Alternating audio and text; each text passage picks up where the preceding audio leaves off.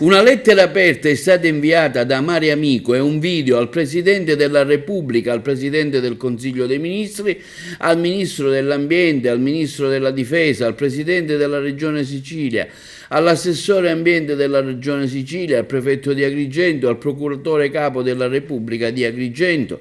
Mare Amico ha denunciato l'atteggiamento vile dell'esercito italiano che gioca a nascondino con gli agrigentini, disertando le esercitazioni militari a Drasi, quando i cittadini e le associazioni ambientaliste realizzano dei sit-in di protesta, come se volessero evitare un confronto o l'inevitabile riverbero mediatico.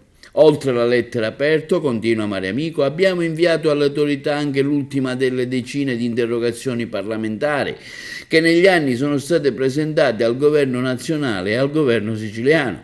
Quest'ultima interrogazione è molto importante, non solo perché chiede per quale ragione continuino ancora le esercitazioni militari in una zona incantevole che è confinante con l'istituenda riserva naturale di Punta Bianca, ma anche perché il primo firmatario è l'attuale vicepresidente della Camera dei Deputati, ex ministro dell'Ambiente ed ex generale dei Carabinieri, l'onorevole Sergio Costa. Sembra che l'esercito eviti il problema per non affrontarlo. Sposta di qualche ora le esercitazioni programmate lo scorso 13 novembre, giorno in cui i cittadini avevano organizzato una legittima e civile manifestazione di protesta autorizzata e programmata. Agli occhi della cittadinanza è come se lo Stato preferisca giocare a nascondino.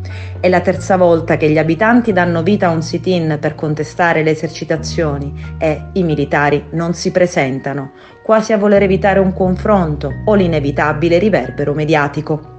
Al poligono di tiro di Drasi, confinante con la riserva di Punta Bianca d'Agrigento, si spara da 65 lunghi anni. Unica vittoria, la sospensione delle esercitazioni durata 600 giorni, grazie ad un'inchiesta della Procura di Agrigento che ha riscontrato un elevato inquinamento da metalli pesanti. Oggi, senza nessuna bonifica dei luoghi e senza che nulla sia cambiato, riprendono le esercitazioni militari, mentre le istituzioni continuano a cercare e non trovare un sito alternativo. Pare che l'esercito si nasconda, che non voglia affrontare una popolazione che protesta civilmente. Ma l'esercito non rappresenta lo Stato. Perché ti nascondi, Stato? Ha forse vergogna delle proprie azioni?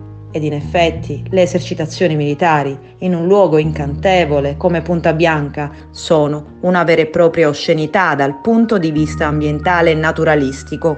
Quanto dovrà durare ancora questa vergognosa barzelletta? I cittadini sono stanchi e questo crediamo lo abbia capito anche l'esercito, tanto da nascondersi.